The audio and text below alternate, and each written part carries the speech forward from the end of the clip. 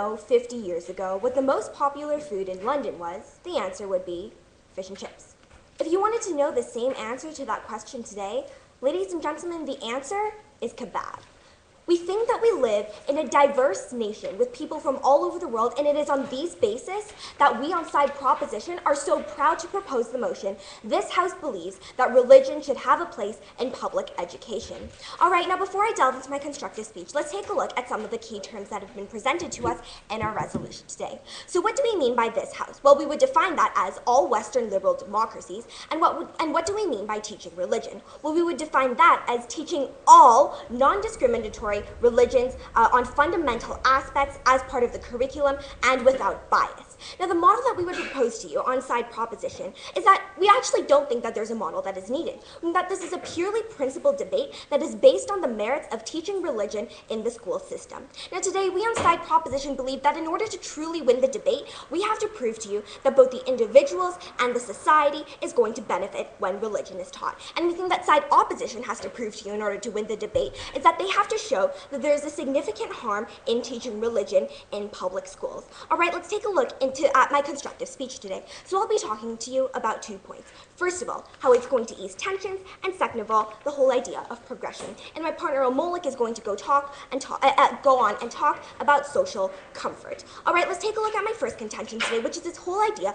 of eases tensions. And under this, we have 2 subpoints. Firstly, how it eases tensions on a national level, and secondly, how it's going to ease tensions on an international level. So why do we think that this is going to ease tensions on a national level? Well, ladies and gentlemen, we see that right now, currently, in most Western liberal democracies, that we are actually very multicultural, right? And that we have people coming from everywhere, from China, from Asia, from India, from South Africa, from like all different parts of Africa. We have people coming around from all different continents, all different countries in the world. And we think that all Western liberal democracies have very relaxed immigration policies, right? We see that the USA has over 1 million immigrants come into their country every single year.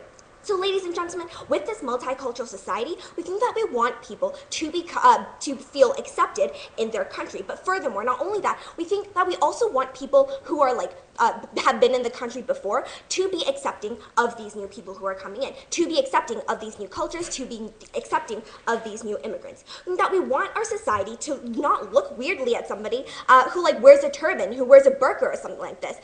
We see that in the status quo, a lot of people are actually religiously intolerant. Let's take a look at what happened in the Westminster shooting. That happened about 1 year ago, ladies and gentlemen. We see that what happened was an American veteran soldier walked into a Sikh temple and shot 6 Sikhs dead. What was the reason of this? We see that the American veteran soldier thought that these people were related to the 9/11 shooting. So ladies and gentlemen, we see that this is fundamentally unacceptable in society. We want to get rid of this. Another example we would bring you is the case of Oklahoma, when people got beat up for simply wearing a hijab on the streets, right? Ladies and gentlemen, we want to accept all members of our society. We also want to make sure that everybody feels accepted, as my partner Amolik is going to be talking about. So ladies and gentlemen, you might be wondering, how is this resolution going to fix this? Well, ladies and gentlemen, we think that when we implement this resolution, that it's going to allow people to learn about different cultures, right? And that we're going to be able to identify what the difference is between, say, a Muslim and a Hindu, or like a Muslim and a Sikh, right? But furthermore, we also think that this is going to allow understanding of what a religion teaches, and we think that this is going to promote acceptance. No, thank you. We're going to show that the different people who believe in different religions actually all fundamentally believe in the same types of concepts, right? We think that Jews, Christians, Muslims, that they all do believe in the same fundamental principles of the 10 Commandments, of the same principle of Abraham and God. We think that there are just minor differences that we would like people to go on to resolve after having taught all of these different religious principles. So how is this going to benefit on an international level? Well, ladies and gentlemen, we see that because you are going to be more accepting of cultures around you and more accepting of all the different types of religions, that you're actually going to be more accepting of other people from other cultures as well, right? We think that this is actually going to make people more rational, because now you're learning about people perhaps whose cultures you've never interacted with before, but now you're going to know about them anyways. We see that people are going to analyze the situation more before just jumping to a conclusion. We think that this is actually going to stop war in different countries. countries, because we see that people aren't going to pressure and they're not going to support their governments in invading a country simply because that country has a majority of a religion or a majority of people in there who believe in a certain religion. And that this is going to put less pressure on the government because we see that the people are going to be understanding where these people are coming from, how these people are thinking, what these people are believing, and why these people are doing what they are doing. Sure. How am I going to suddenly going to start loving Christians when I learned that they go to church on Sundays? I'm sorry, I don't really understand your question about the last part about going to church on Sundays, but we're saying that you don't have to love Christians. We're saying that we just want people to be able to accept Christians. That, ladies and gentlemen, is what we are promoting today. All right, let's take a look at my second contention today about the whole idea of progression. And under this, we once again have two subpoints. First of all, the progression of the school system, and secondly, progression of the individual. So let's take a look at how this is going to progress the school system. Well, ladies and gentlemen, first of all, we see that teaching religion is going to promote left brain and right brain activity. We see that maths and sciences and all of these things like that is going to promote left brain activity, while religion and other things like that and surrounding that is going to promote right brain activity. I mean that it's actually very important to be able to have a balance within these two hemispheres of your brain, right? We see that Albert Einstein, one of the famous, most important scientists of our time, that he actually painted every day to ensure this equality of his brain. We see that Leonardo da Vinci, he was both a famous artist, a sculptor, but also at the same time, he was also a scientist. So we do think that fundamentally you do need two separate equal brain hemispheres in order to function properly. But also, we think that this is going to teach more knowledge as well. Because first of all, in addition to teaching and learning about new types of different religions and types of different people, we think that this is going to help in things such as history courses. Because we see that a lot of history is interconnected with things such as religion. And we think that when we teach religion alongside history and other things like that, that when people learn about, say, what happened in the past, take for example, a religious crusade, right? We think that the students are going to understand why it happened. They're going to understand why it was that drove these people to pursue these types of religious crusades. They're going to know the why behind it. They're going to understand it more. All right, let's take a look at how it's going to progress the individual. And fundamentally, the really key concept of this is just that it's going to teach individuals morality. Because we see that most times in religions that they teach things such as promoting peace, right? They teach people how you're not supposed to kill somebody. They teach people that you're supposed to accept all members of society, how you're supposed to love thy neighbor, and all of these things like this. We think that currently in the status quo, school systems don't really focus that much on the morality aspect. They only focus on things such as oh, this is how you do 2 + 2, or hey, this is how you dissect a brain. We think that our schools aren't teaching us how to be a good person, but instead they're focusing on how to make us a good student. So ladies and gentlemen, we think that when we teach religion, that this is going to benefit the individuals themselves because they're going to have more morals. They're going to show more kindness in society when they learn that they want to be helping all aspects and all members of society, and that this will actually cause them to go out and do things such as volunteer work, right? And that they're going to go out and donate to charities, go and help out in developing nations. We think that all of these things are positive aspects that come from teaching religions in schools. All right, ladies and gentlemen, what have we really told you today? We've brought you two contentions. First, about how it's going to ease tensions. Second of all, about how it's going to progress society as a whole and the education system as well. And ladies and gentlemen, it is for these reasons that we have presented to you with so far that we are so proud to propose. Thank you.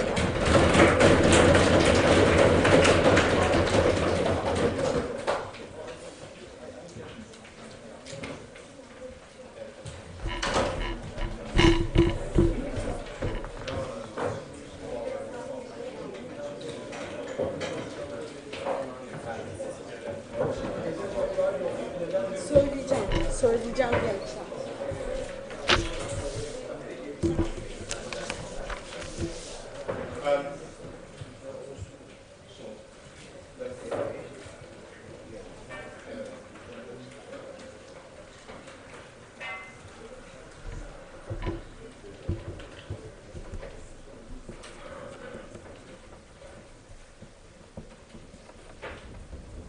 Ladies and gentlemen, we thank the Prime Minister. We'd like to call the leader of the opposition.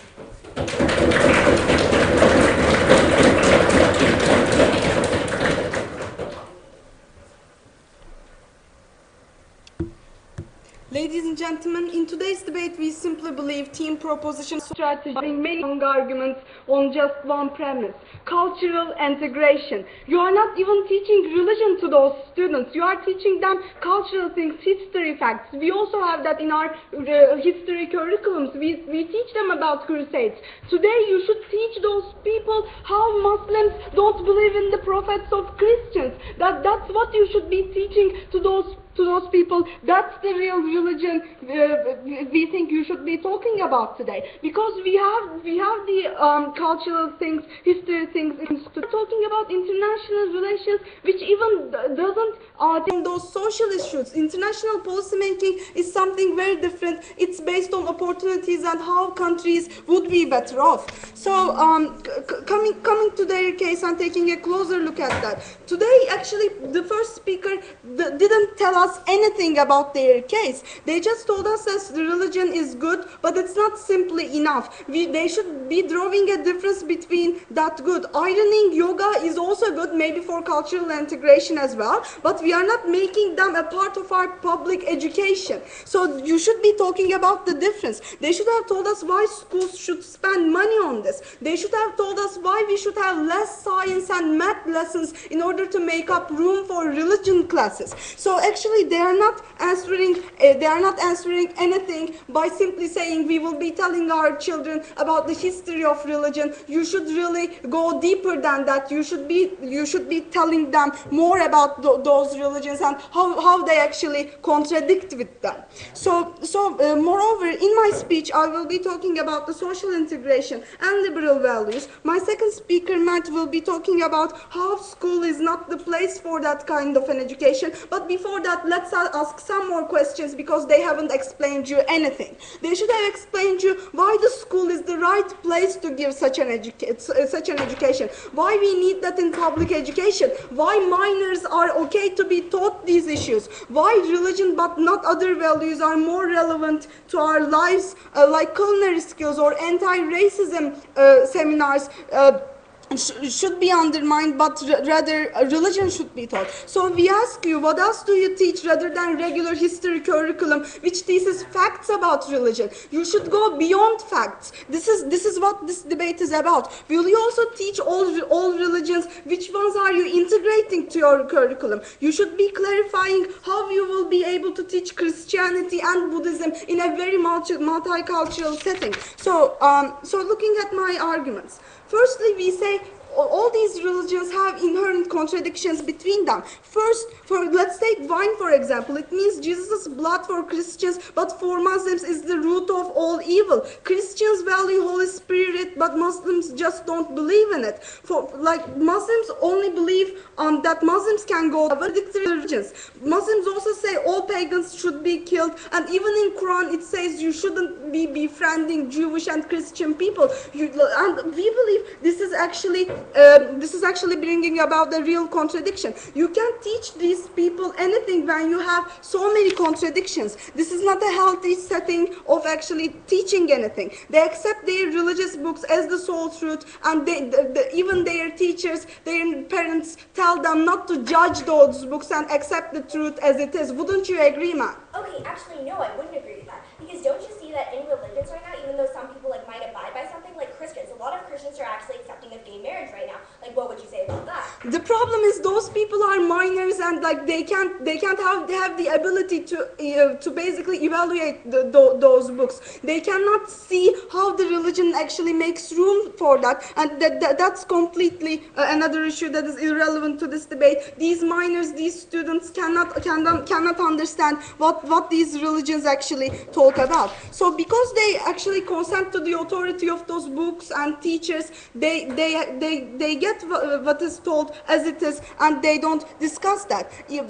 They don't discuss that, and they are actually fighting over that. Let's take an example. The Christian person says actually the Jesus is the Son of God, right? Muslims say it is not even possible. And when those two people are in the same setting, they are not actually tend to talk to each other. They are tend to fight, because those people are taught by everyone that they should be taking the truth as it is. They won't be judging this information. information, but rather because this is an inherent value to their culture, to a very cultural component, and because these kids want their religious values not to be insulted but rather recognized by others, they won't be talking over these issues, but they will simply say, you are the sinner, my religion is better than yours. So we believe this will inherently harm the setting of these classrooms and harm religious education. You will not be achieving anything, but rather you will mess up all the harmony you have in the classroom. So secondly, we say even if these minors try to discuss these issues, because they are minors, they don't have a full understanding to discuss their issues, they are not rational, they can't make sound arguments, and these issues are inherently complicated. Even professors have hard time explaining these religious aspects. Those people won't be able to discuss their own religions. But we say under our system we have uniform social integration. Under our system, actually students' religious beliefs are not exacerbated by that classroom setting, but rather when Tom and Jerry, when Tom and Yoni come together, they cooperate with each other in a classroom setting in science and math classes. They tend to befriend each other, and they tend to understand each other's opinions, and they tend to value each other as a result of that interaction. We believe this is a much better component of multicultural integration. And coming to my second argument, no thanks, spreading liberal values. We say religions like Islam is actually against women's rights. It says beating up women is okay. It says two women's judgment is equal to the one man's judgment, and it actually justifies polygamy. It says women cannot even go to mosques, and you can marry after you are 7 years old.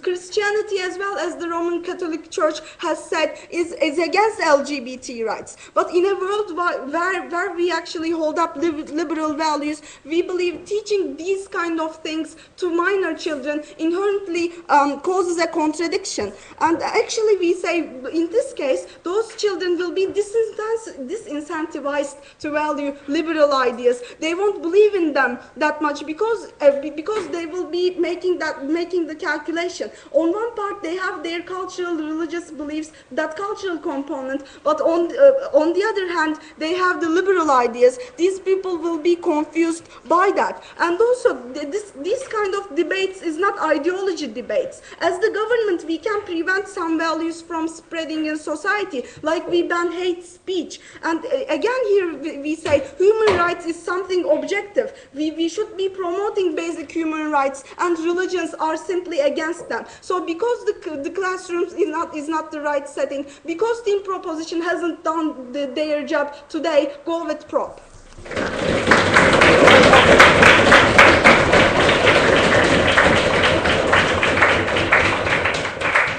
8 minutes 16. 8 minutes 16.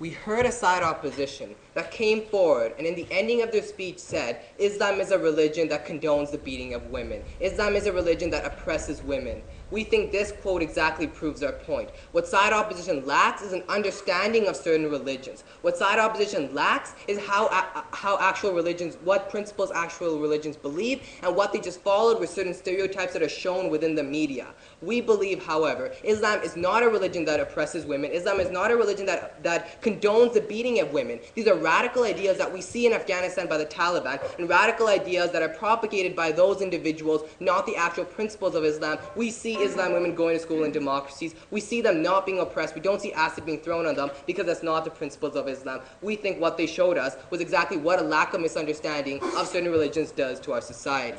I'm going to firstly, before addressing the third constructive point today about social comfort, let's move into refutation of what they brought forward today in the debate. They said, the first thing they said was we have a hung case that basically we're premised on one idea, cultural integration. That's incorrect. Our first point is about cultural integration, about how that decreases tensions. Our second point is about social progress. And our second point was about how individuals progress better and how this ultimately benefits our education system when individuals know more about religions. And we believe that this wasn't about easing tensions. And ironically, both those points actually weren't even responded to or touched on by the opposition side. They had no refutation to our points. All the questions. One, why is school the right place? And we heard this idea of how we're not allowing anti-racist seminars. How why should First thing we have to say is we're not saying that should take precedence over that. We're saying we should have anti-racist seminars. We're saying we should have those types of things, and we should also be teaching this in schools because they both go towards the same goal, stopping racism and easing tensions. But moreover, we would say not everyone goes to anti-racist seminars, not everyone gets that information, so we think that that's a fundamental flaw within their argument. The second question they posed was, what about sciences? What about why should we take away time from them?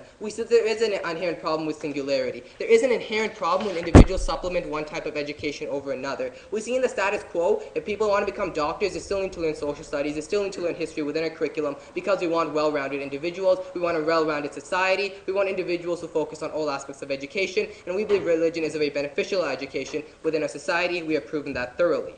Now let's talk about what they actually brought forward within the constructive. They said teaching culture. They said firstly about our model, that how we're teaching culture and not religion, and we should be teaching the differences between religions. We think we made it basically clear, moreover, on the fact this is a principal debate, that we are teaching the basic premises of religion, right? We think firstly history of a religion is very important. Teaching about Jesus Christ, what happened to him, or teaching about Muhammad and the Prophet and what he preached for is important for teaching the basic principles of religion. We don't really see where that model pick stands. No, thank you. You can address that within your constructive or rebuttal. Now let's talk about what else they said. Contradictions of religion, which was a big point about Christianity and the Muslim religion contradicts. We reject that. We don't think there is an inherent contradiction when we're talking about the basic principles of each religion. When we're talking about the basic principles of what they say, we don't believe there is a contradiction. But moreover, even in the case where they might be, I'll take you in a moment, madam, we said that we do kind of, in essence, we do teach all different views of religions, right? Within society right now, when we're teaching history within our curriculum, we teach about capitalism and socialism. We teach about capitalism and communism. Both types of arguments contradict each other, but we think teaching holistically everything is very important. Yes?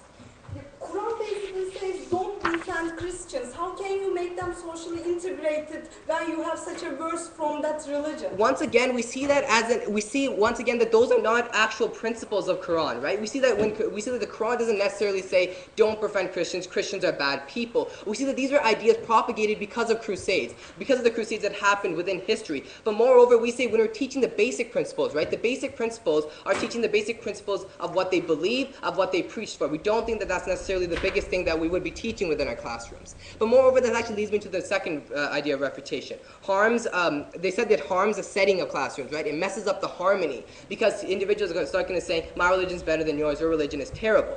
We believe that's an inherent contradiction actually within their case. Because if they're saying that individuals have this mentality that their religion is better than one other religion, then that happens under the status quo. Because we live in multicultural societies, we live in societies, we have classrooms in which we have different religions. If supposedly they're going against each other, the best that our model can do, the best that what we're trying to bring forward can do is help ease tensions by showing what each culture believes. We take post 9/11 example again. What we would say was it was so important that individuals within America after 9/11 realized that not all Islams believed in jihad. That not all Muslims, that the Islamic religion didn't go and believe in bombing people, didn't believe in violence, didn't believe in women, didn't believe in throwing acid on women. It's so important that people realize that these aren't the basic principles of Islam. But because they didn't, we saw violent actions, we see tensions right now, and we see that if another instance happened, because we have so many things going on within the international community right now, we believe it's so important that we try to destroy these tensions and destroy certain stereotypes, something I'm actually be addressing in social comfort.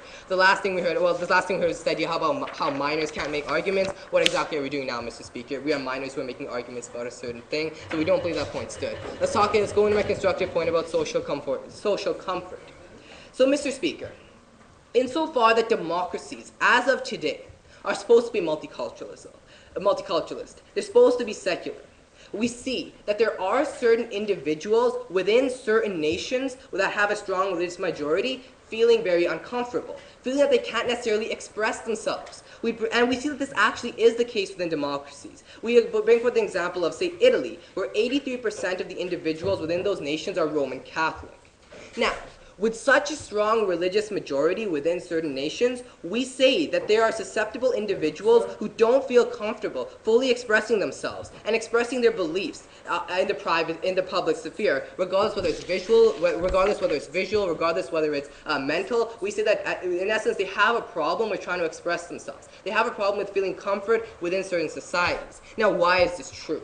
We say two reasons. One, discrimination. And discrimination isn't always about violence. It's not always about getting beat up. But in essence, we think it's logical to say that when you're different, when you're in a society that's mostly Roman Catholic and those individuals don't necessarily know about your religion, they see you in an unusual light. They see you as a different individual or a difference from the norm. And we think that that can make an individual feel rather uncomfortable. And we see that this is the case because where we have public schools that don't necessarily predicate themselves upon a certain religion, when you have majority of that school being a certain religion, we see that it's kind of the same thing. And we would say that within those areas, we see that there is a problem with comfort.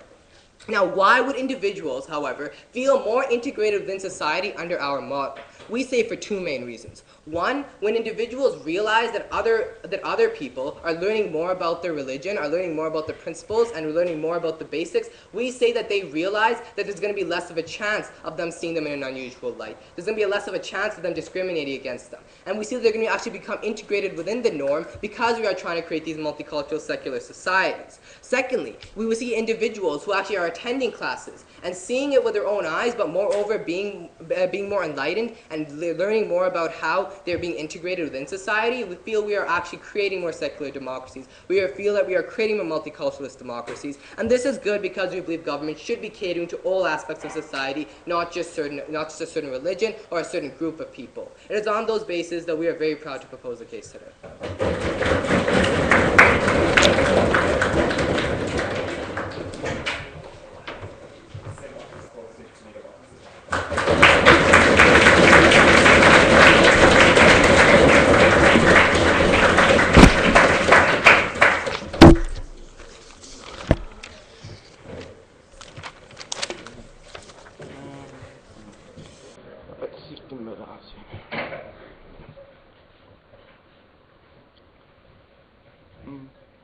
Ladies and gentlemen, before giving my arguments about why school is certainly not the place, about why every single benefit that I have talked about can be reached through other channels, I'll be making you 3 points of rebuttal. The main example, the most important issue about the practical benefits.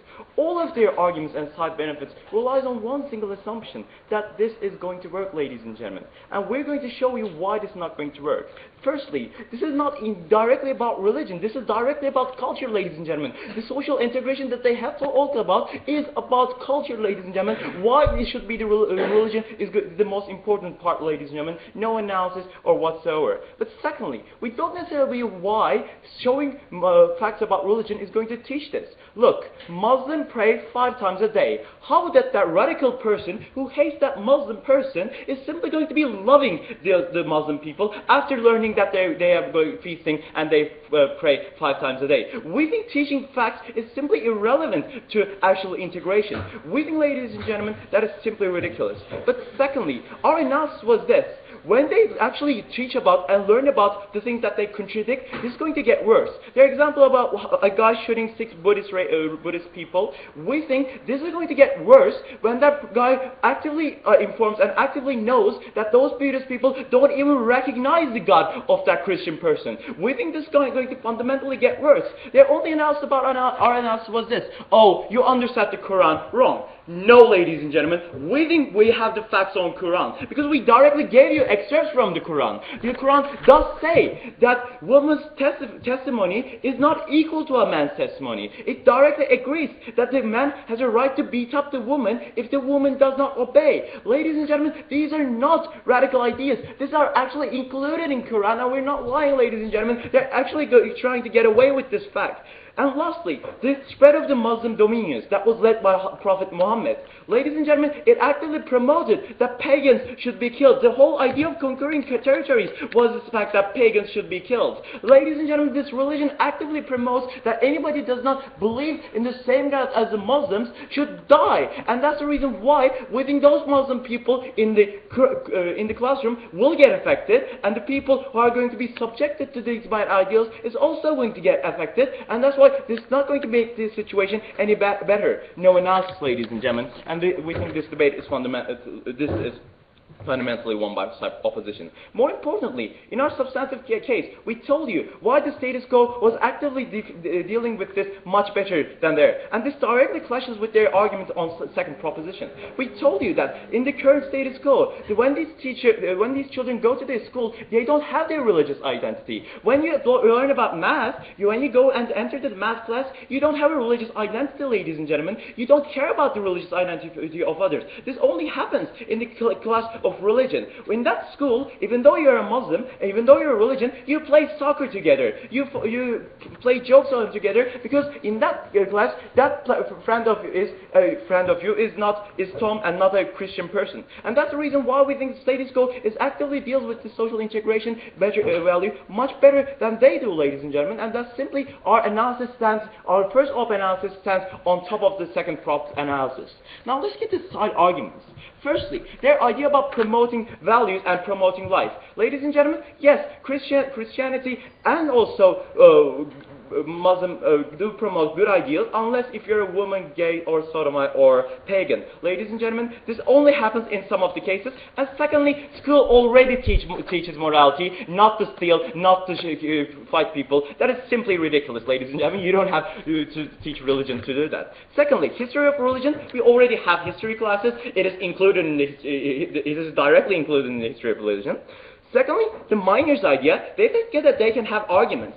Well, the Constitution does not necessarily think so, ladies and gentlemen, because the Constitution does actively agree that none of these children can make legitimate decisions. That's why we ban smoking. But that's why we ban alcohol for these people, ladies and gentlemen, because even the Constitution agrees, and we think these people are very irrational because they are not grown up, and so forth, ladies and gentlemen.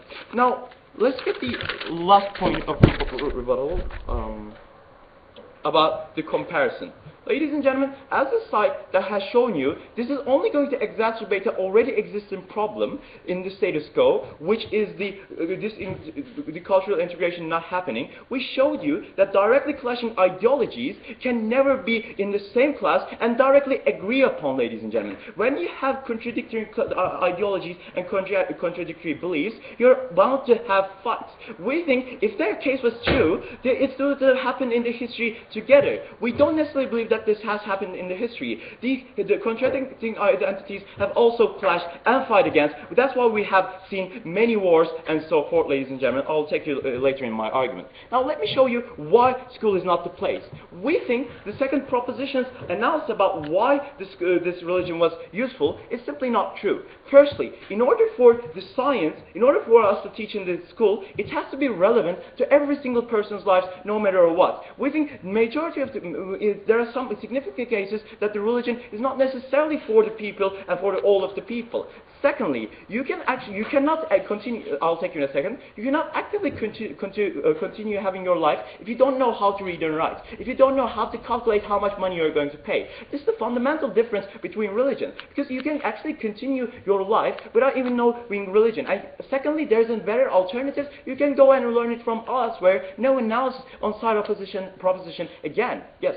If we only have to teach things that are going to be relevant in our day-to-day lives, then why do people have to learn sciences when they don't even want to learn sciences? They want to Okay, there are some basic foundations that you have to learn. For example, not drinking dirty water. For example, and secondly, we have to show and teach the foundation of this, because when these people are young, they don't know what they're going to study, ladies and gentlemen, and that's why they're going to decide on later on the ages. So we have to teach them everything so that they can be ready, but certainly not religion. Now, let me show you why this is simply not, the school is not the place. Because we believe the school is a place for objective materials, like science, like things that are going to be relevant for your life. We think if you don't know science, if you don't know basic calculations, or if you don't know how to read and write, you won't get a good job. You won't get and earn proper decent amount of money. And that's going to be fundamentally detrimental for your life and your well-being. That is a fundamental difference between religion and science, math, and so forth, ladies and gentlemen.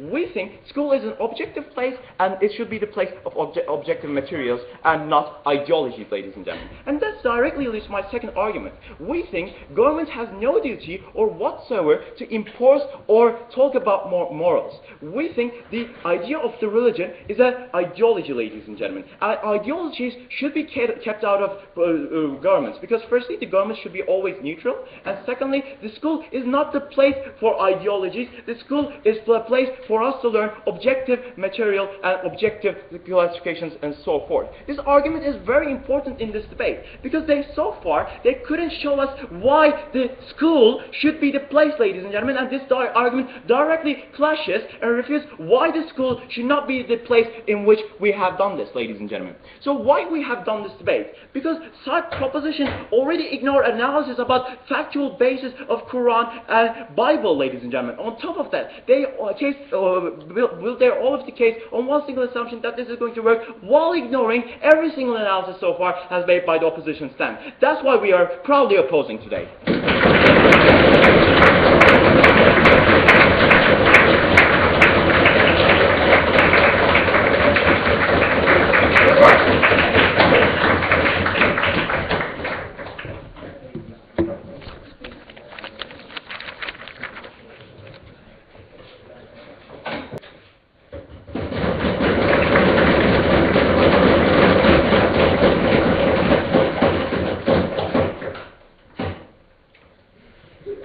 We've heard a few things come out of side opposition. First off, the proposition as a hung case, which simply isn't true. Just because you haven't responded to our points about how the school system will get better doesn't mean that our case is hung. Secondly, that morals shouldn't be taught in the classroom, which directly contradicts what the second opposition speaker taught about how morals are already taught in the classroom. And third, about how religions contradict each other, and some religions promote a lot of violence, and by misquoting the Quran. And by instead, what he actually meant to say was that Sharia law promotes hitting women, and Sharia law permits these things, not the Quran like they're trying to state. So we really think that with the burden that they accepted, that individuals in society will have a significant harm if this resolution was to pass, they haven't proven their burden. However, our burden, that individuals and societies will benefit from having these things, we quite frankly believe that we have proven this burden already. I'm going to show you how down the bench we've done this, and how down the bench on side Turkey, they just simply haven't been able to get it to our level. So I'm going to break this debate down to two main themes. First, the school system. Second, society. And I'm going to show you by these two themes how exactly we've won the debate so far. So first, the school system. Side Turkey's asked a really essential question. Why is school the essential place? Why is a public school the great place to have this?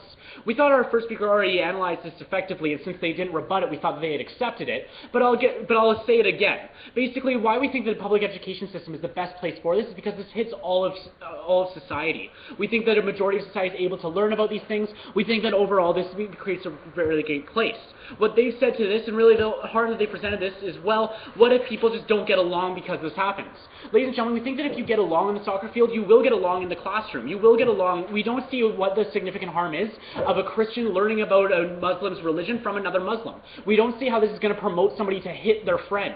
We don't see why this is actually such a significant harm that they're trying to say. We don't see how this stands.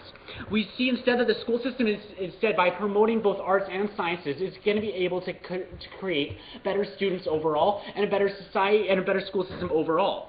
So what we really saw to that was, well, what about sciences? We need to see that people need to have this education as well. We're not saying that we're going to completely cut all science funding. We're not saying that you're not going to learn how to read and write and know how much money you have in your hand. Ladies and gentlemen, if you're going to school and you're going to school, you're going to know exactly how much money you're going to have in your hand. The thought is that you're already going to know how to read and write. We don't see how this is actually going to make that significant of a harm.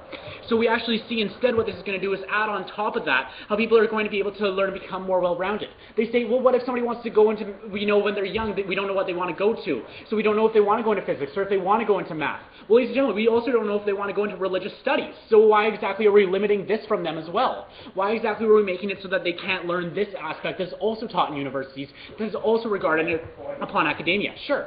We know because if that was the case, they would have sent to a fundamentally religious school to begin with, like another year. Sir, really? So everybody just has the option to be able to just go to whatever school they want. Everybody has the option, oh, you know what? I've decided that I want to study Judaism, so I'm going to go to Hebrew school inside my city because there's so many of them just lying around that I can go to. Ladies and gentlemen, this isn't the case. Side Turkey is just trying to straw man all of our arguments and make it seem like this is a no-brainer. But ladies and gentlemen, instead, they need to do something that they claim minors can't do, which is actually make an argument. Minors, which we really believe minors can do this. It doesn't matter what part of the classroom you're in. We have critical thinking classes. We believe that religion classes, you can't think before you act. You have to be able to think in order to be in the school system. No, thank you. You have to be able to think in order to analyze a story properly. This goes the same for English and for a religious story as well. Then we also saw, oh, well, you know what? We're already teaching religion in history classes, so why have to do it again? Ladies and gentlemen, this is admitting that religion has a place in the school system. This is directly admitting that we see that there is a place for religion in our school system. So we don't see why we shouldn't have more. We haven't, and even if we shouldn't have more, we still think that our burden is proven and that we win this debate already. Next, let's go to society. And this is where side opposition tried to narrow this debate by basically saying if we're studying religion, that means we're studying Islam, and if we're studying Islam, that is terrible. Well, ladies and gentlemen, we really don't see how this is actually correct. We see, first of all, that we're studying all religions equally. We're studying Buddhism, we're studying Hinduism, we're studying Christianity, Judaism, and we're also studying Islam, yes. Now, second of all, we actually think that we're going to eliminate a lot of the problems, as my second speaker already said, that Side Turkey is trying to get up and say to us. You know, how Islam promotes the beating of women, and how Islam promotes all of these different kinds of things. But again, we say that they're actually talking about Sharia law. They're talking about the Sharia, when they say that, oh, well, Islamic governments are allowing these things to happen, that's because they have Sharia law governments, not Islamic law governments. Would they need to address this in their next case or in a POI? No? All right. So moving on, we see that they went on to say that, oh, well, you know what, all of our points were only about social integration. No, ladies and gentlemen, that was their first constructive point. Their first constructive point was titled social integration, not ours. Ours was actually called easing tension. Now, when we talk about social integration and saying, oh, well, you know, you can just do this in a cultural classroom instead of a religious classroom, we see that, first of all, religion is a large part of a lot of people's cultures. We see that this is a fundamental fact. Second of all, even if this wasn't true, we see that there's still a lot of people who independently have their religions and promote their religions in their life, so we don't see why you should be able to learn about these people as well. We don't see why we need to limit it to just the culture, not the religious aspect too. We haven't seen a significant harm in this. Hopefully they can address this in their next speech. Next, they said how this is contradicting liberal values. So in a Western liberal democracy, we're not actually doing us any benefit. But ladies and gentlemen, we have to ask ourselves, how exactly are the Ten Commandments actually contradicting liberal values? We see don't kill someone, don't have someone as a slave, these kinds of things, that we don't think that that's actually contradicting a liberal value. However, what they went on to say is, well, actually, let me think about this. How is knowing that a Muslim prays 5 times a day actually going to help me understand Muslims? Ladies and gentlemen, that's not what we're proposing. We didn't, in our model, we didn't state, oh, we're just going to tell them the basic facts, like we're just going to tell them Christians go to church and Jews go to synagogue. No, instead what we said, we're going to teach them the fundamentals of the religion. We're going to teach them about what the religion promotes and what the religion stands for, not just for that. Sure. All throughout the history, instead of focusing on what is the common between people, people have decided to focus on what is different in their religion and also ideology. Okay, thank you very much. We have a few responses to this. First of all, we don't think that this is true. We think that a lot of people do look for things that are more common, especially in Western liberal democracies, as our society progresses. Second of all, even if this was true, we don't see how our resolution helps rekindle that. We actually see how our resolution contradicts that, and how our resolution instead makes it so that people will see more of the similarities. When you see that, when you're learning about Islam, Judaism, and Christianity side by side, and you realize that they all believe in the tenets of Abraham, you realize that they all believe in all of these kinds of things that ultimately come down to the same thing. I mean, for Christ's sake, the only difference between a Muslim and a Christian is that a Muslim believes that the Prophet Muhammad came after Jesus Christ. They both believe in Jesus Christ. So we don't see why exactly this is so wrong and so fundamentally wrong. We haven't seen them prove their burdens that individual societies will receive harm, as their first opposition speaker said was their burden. We don't see how they've won this debate. So when we're further talking about society, and they try to say, oh, well, you know what, when you need to achieve something that's only required for life, we actually think that understanding it where another person's coming from is required for life. We actually think that preventing disasters like the Westminster shooting and like things like this is actually essential for life, and it's essential for our society to progress. We don't think that what they're trying to say is actually going to help us in the future. We think that what they're saying is going to harm us in the future by not learning more about our fellow man and by not learning more about our society. So we see that when we actually do have progress for our school system, both for the individual, because you're getting taught more morals, which they admitted is a good thing to do, and then later contradicted and said was a bad thing to do, and because your school system is progressing, because your international relations are progressing, like they didn't touch upon, and because your national relations are progressing, and because overall the comfort of the minorities within your society is progressing, we see that we should be teaching religions in school, where we should have religion have a place in the school system. Thank you.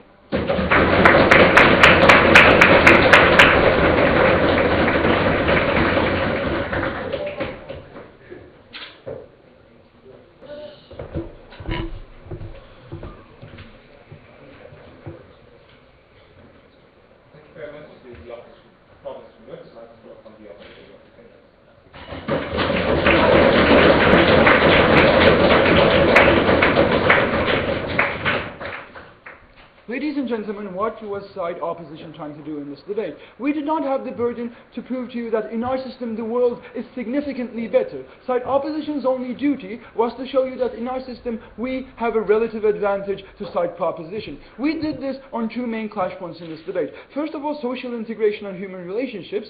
Then, who teaches people better values? Who teaches children inherently better values? Now, social integration was obviously the first and most prominent clash in this debate.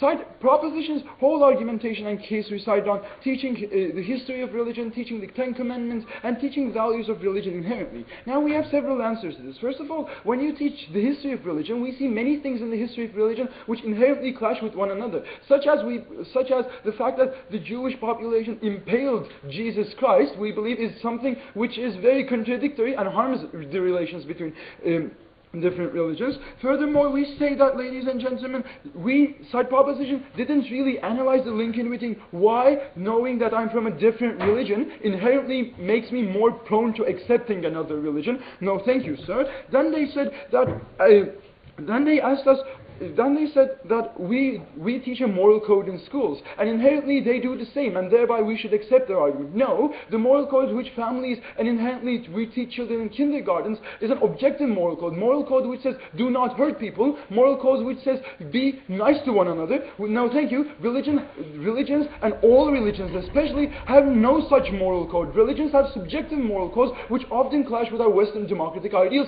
such as the Christian religion clashing with LGBT rights, ladies and gentlemen. We believe that is simply very basic. What did then side proposition try to do? They tried to limit this debate into the Ten Commandments. We believe A, they're running away from the debate. B, if they're only teaching the Ten Commandments, they're not really teaching children anything about religion. They're simply brainwashing children and telling them, well, there's an entity and it's teaching you to love each other. We believe this is effectively, obviously, not religious teaching, ladies and gentlemen. Moving on. What did we prove as side opposition? Why do we not have integration? No, thank you, sir. We said there's an inherent clash of ideals in religions, no matter how limited you teach people. When Christianity says, ladies and gentlemen, we do not recognize Muhammad as a savior, there's an inherent clash in between ideals, and there's an imposition of difference in between people, ladies and gentlemen. Side proposition had to justify here, no thank you, why we want to emphasize to children that they have differences. Why cannot we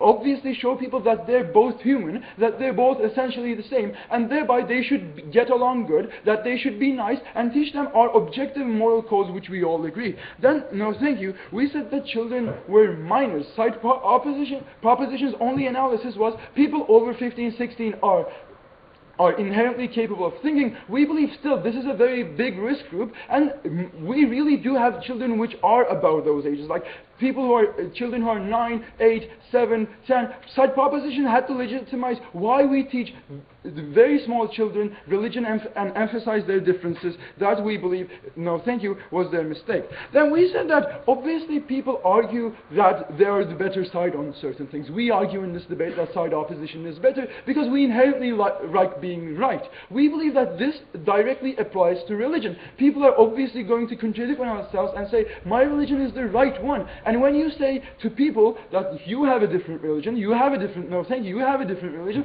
obviously people are going to think, they're different than me, and I should be, no thank you, better than them. Why should they be better than me? I should be the right party, ladies and gentlemen. And this obviously prevents social integration, ladies and gentlemen. Now, then side proposition, we believe, even if all of those things fell to side proposition, were inherently wrong about this assumption, that they wish to emphasize differences. They should have told us why it was good to emphasize differences, why emphasizing differences, and I will take you in a second, on the fact that people have different religions promotes inherently the wish and coming along of children, so on and so forth. It wasn't only about emphasizing differences. With the American media, propagate certain stereotypes of a certain race or a certain religion, we need to So, we get that, but there's two answers we have to that. We believe that the media is still going to promote the same things and it will still have similar effects. And two, well, your classes inherently show the difference too. In Quran, we said it directly says that monogamy and having multiples of wives is okay. That is not Sharia law. In Christianity, it says it's obviously wrong to be homosexual. We believe you emphasize the differences, and that's the whole point of side opposition. No, thank you, sir.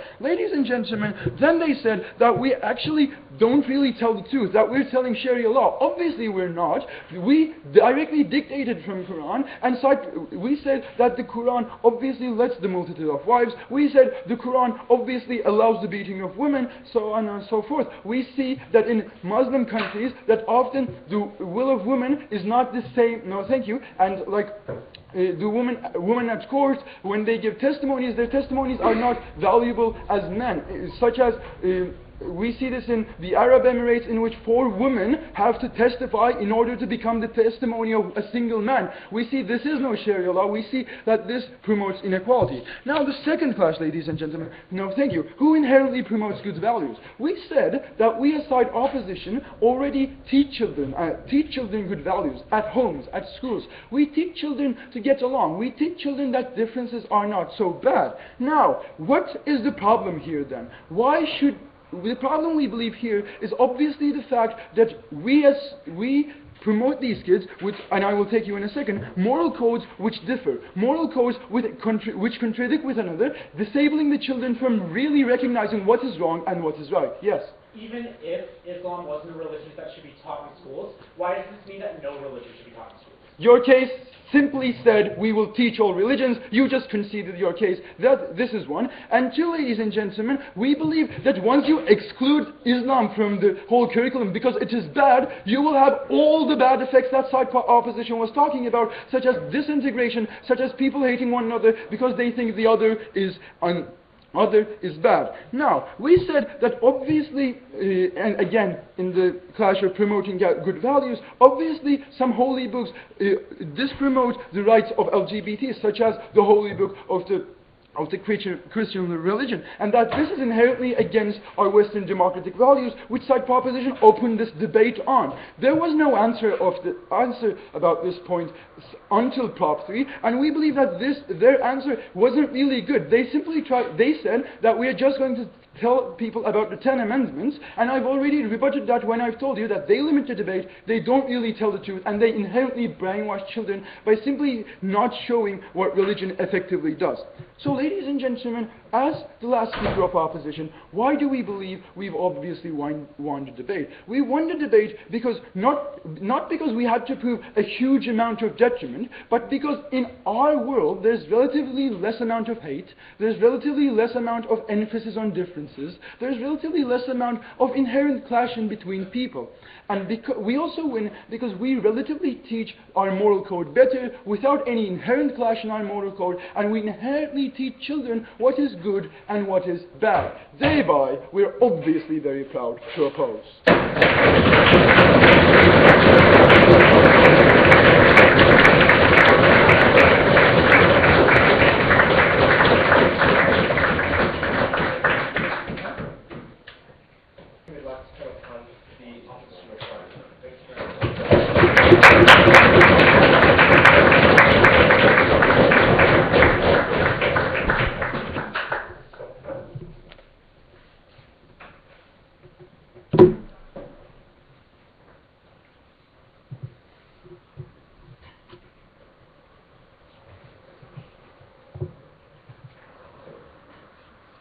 ladies and gentlemen, we would like to analyze this debate in 2 points. Firstly, are there really the supposed benefits? And secondly, the harms that was left unrefuted by side proposition. Now let me go into the first idea. In the prop 3, we got the last, ladies and gentlemen, we got the idea that lastly, the first rebuttal, that they were only teaching about the 10 Commandments. This is a manipulation, ladies and gentlemen, because they simply cannot teach a religion without teaching about the differences between the other religions, ladies and gentlemen. They actively missed out the fact that those people who are more likely to disagree on the fact that instead of agreeing on the fact that the commandments are great, but they would more likely to disagree on the fact that one religion says that the other religion's God does not exist, firstly between the case of Christianity and Buddhism. Secondly, one religion says that our prophet is the holy son of the God and the other prophets are probably lying and not as holy as this. Secondly, ladies and gentlemen, one religion says that a Jewish race is the chosen race. And lastly, ladies and gentlemen, we think when there are fundamental differences like this between the religions, and they have to agree that there are differences between the religions, because if there weren't any, there would be the same religion, ladies and gentlemen. We think there are differences, and these people are likely to catch up on this. And we think people are fundamentally going to focus on these differences because these differences are very fundamental, because one says that the other should be killed because he's a pagan, ladies and gentlemen. The only response that we got from side proposition was this. This is factually incorrect. We couldn't clash on side proposition with this issue because they don't read any books, ladies and gentlemen. Because we read the Quran. We told you in the Bible that the being gay is an abomination, it's a bad thing, it's unnormal. We told you that many examples from directly on Quran. Their only analysis was, this is not true. This is not a refutation, ladies and gentlemen. We are talking about facts, and they have simply manipulating this debate, ladies and gentlemen. There has to be some contradictions. Second idea of this debate, we actively told you, if that was the case, if that's your only thing that you want to do, then why not culture no analysis? On top of that, we showed you why our system was better when the people did not bring their identities, their religious identities, to the classrooms and get along, and after some time they would be recognizing their religious identity, but they would be knowing that they're friends, ladies and gentlemen. My first op analysis, no response or whatsoever. In this clash, ladies and gentlemen, we think side proposition has made too many assumptions on their practical benefits. We think putting different ideologies, very different and very contradicting ideologies in the same class and actively encouraging them to debate against that, on that issue, is not necessarily going to solve the problem. It's only going to exacerbate the problem, ladies and gentlemen. The same example that they have given, the person who shot 6 people, will be much more radicalized when he learns that those people don't even recognize his God, ladies and gentlemen. That's a fundamental wrong on side opposition.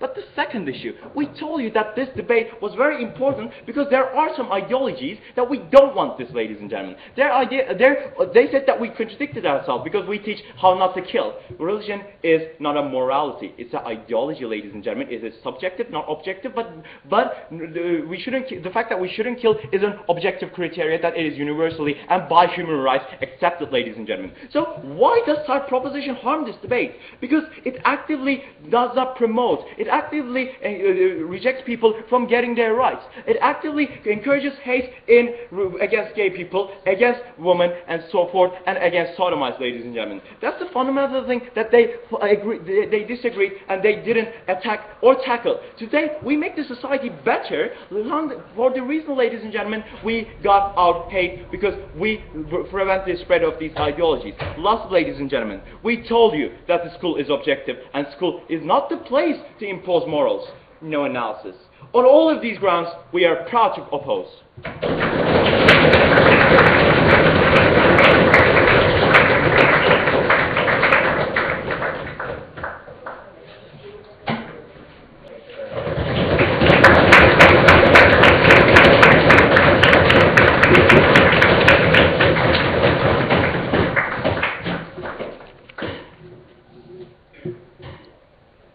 Ladies and gentlemen, today we on Side Proposition have summed the debate down into two key questions.